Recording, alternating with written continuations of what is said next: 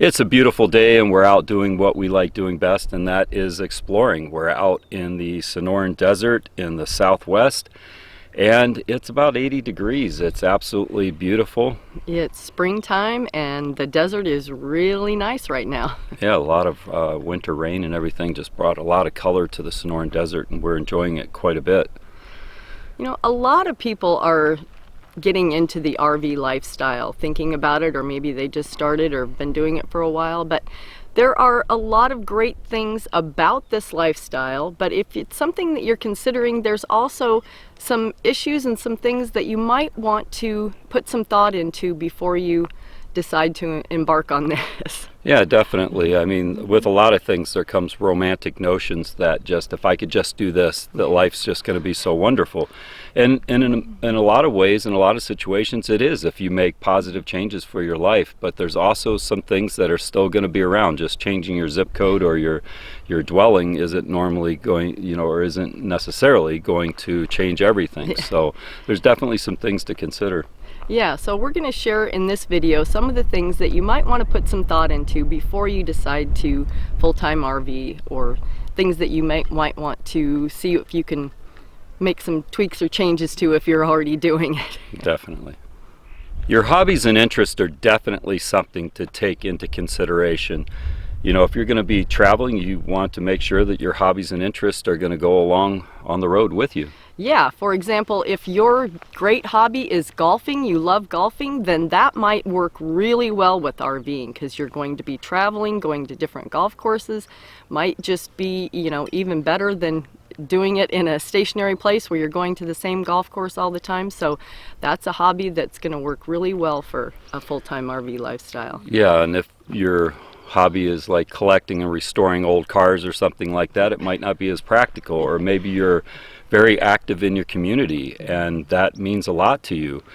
Unless you're going to stay local and live in your RV, that might not be the thing, because you're going to be traveling away from your community and everything and be connected to other things and maybe a little disconnected to your community, so that might not be a fit. Yeah, and some things that you might think wouldn't work with RVing may work. For example, if you're into woodworking or quilting or ceramics or something like that that requires a lot of equipment, obviously you can't bring all this equipment with you, but a lot of RV resorts have these type of amenities, and they may have a wood shop with every type of tool and piece of equipment you've ever imagined, and it might be even better and easier for you to pursue that hobby for very little cost and space, and might work even better RVing than it does in a stationary place. Yeah, and there's going to be probably a lot of people that share your interest and stuff that you can network with. Yeah. And keep in mind that there are people that do pull trailers behind their Class A or their Class C or whatever, and have their wood shop in there and things like that. So there are definitely dedicated hobbyists that do bring things along. But for a lot of people, some things may not be as practical as others. So just keep hobbies and interest in mind when you're considering this lifestyle. Another thing to consider is the fact that you're going to be constantly concerned with space management. For example, you're not going to be able to have your Instant Pot and your coffee maker and your toaster oven and your Vitamix or whatever appliances you have out on the kitchen counter all the time. I was kind of used to that in a house, and now you have to pretty much get out what you need and use it and then put it away, and you're probably going to have to get out a couple of things that are in front of it to get to it.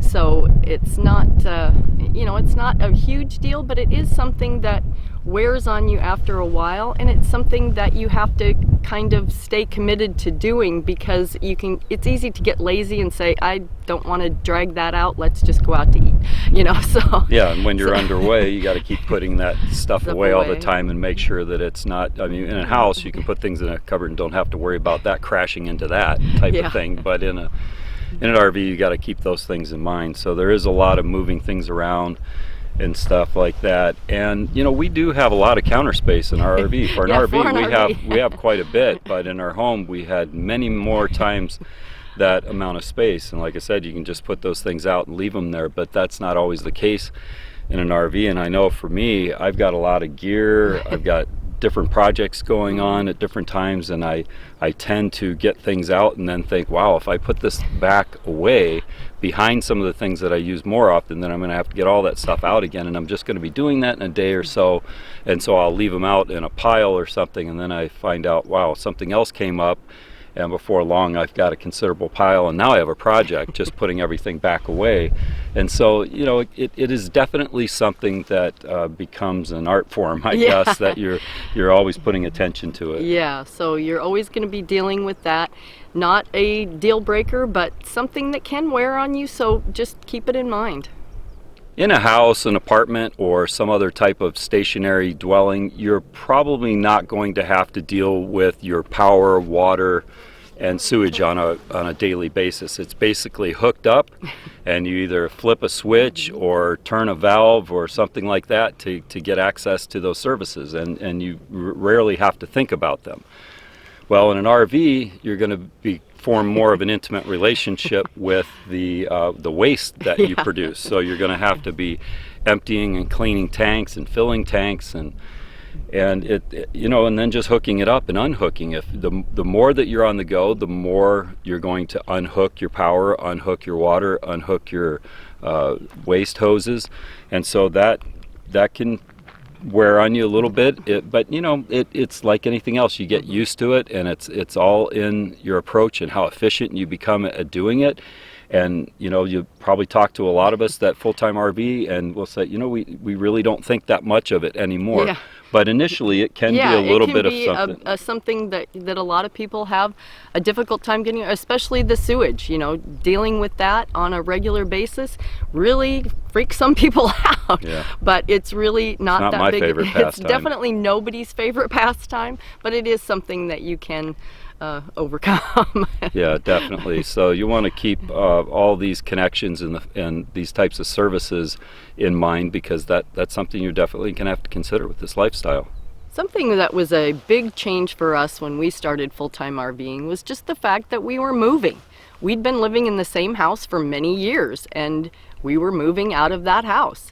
So if you're going to be moving a little, if you're going to be moving a lot, you're still going to be moving. So, and there are stresses and issues that come with that. So yeah, typically it's believed that moving itself is quite a stress. Even when you're making a good move, there's a lot that goes into it, and you get better and better at it, I would think, as long as you're tweaking it and you got a good system going. It makes it easy, but you're definitely changing your environment and those that you're around. And this could be good and this could be bad. Yeah. So you know, it's going to be a mixed bag at times, but it's nice to be able to change your environment whenever you want. You know, like they say, if you don't like the neighbors, you can move, type of thing, a lot easier. Or you don't like the scenery, you can change it up. But you're also going to make friends, and you're going to be around family that maybe you traveled to go see, and you're going to have to say goodbye, or you know, you might be saying goodbye. Yeah. So those are things to keep in consideration, that moving could definitely. Yeah, so definitely think about that. Because you are moving quite a bit, that means all of your possessions and your home are moving down the road a lot. So there's a potential for minor repairs, or maybe even sometimes some larger repairs that have to be done more frequently. Yeah, RVs aren't typically built as sturdy as a sticks and bricks house, and they're not always built to be used full time. They, you know, if you're going to be using it for a couple weeks in the summertime, it's going to take a long time for things to wear out. But if you're using it every day, full-time living, things like latches and trim and things like that can very easily come apart or come loose and have to be replaced. So pretty much anytime you move, there's probably going to be something that's going to need to be tightened or yeah, definitely replaced or something. Yeah, we've had little latches, you know, break or trim pop up, or little ornate pieces come off, and just things like that, because we are going down the road, and they do say that this is quite a bit like being in a minor earthquake. Yeah. You know, so you know, you just roll with it, so to Yeah. speak. You just understand that you have to put things away differently and make sure that everything's closed properly and secure. And you really have to pay attention to those things. It really takes a lot of paying attention to detail. And if you do have something come loose or anything like that, like in a home, you might put it off for a little bit until you got time. It's not a good thing to do in an RV. You want to put attention to it right away, because that little thing will become a bigger thing. So the last consideration that we're going to talk about is the fact that you're going to have all of your possessions with you all of the time.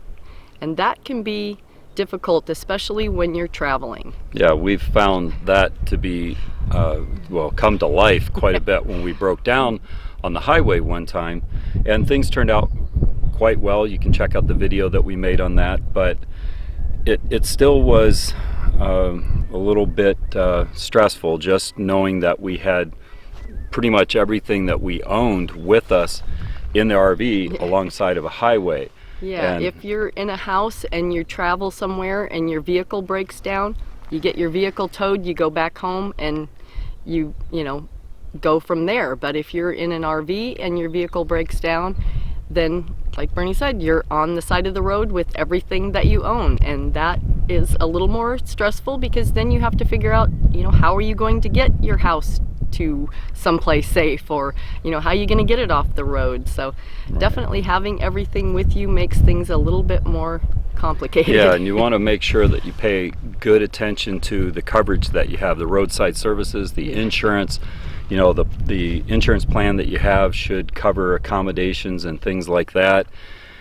Just put a lot of thought into the contingencies. You know, just try to think through, you know, what if, and then kind of have a, you know, your, like I said, your contingency plan, and that could help quite a bit. And it really makes a big difference to know that there's a, you know, a way out, you know, if something like that happens, because we've put a lot of thought into that, especially after we broke down. So the more that you can put in to before something like that happens, the better. It'll definitely alleviate a lot of that stress if you already know what your plan is. Certainly these aren't the only things to consider, but we feel like just off the top of our head, these are probably some of the major things that we've thought of.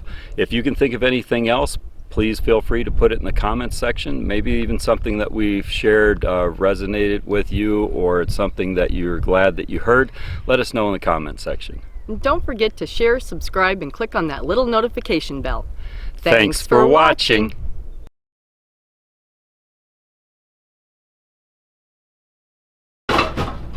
What are you doing? Just getting the mixer out.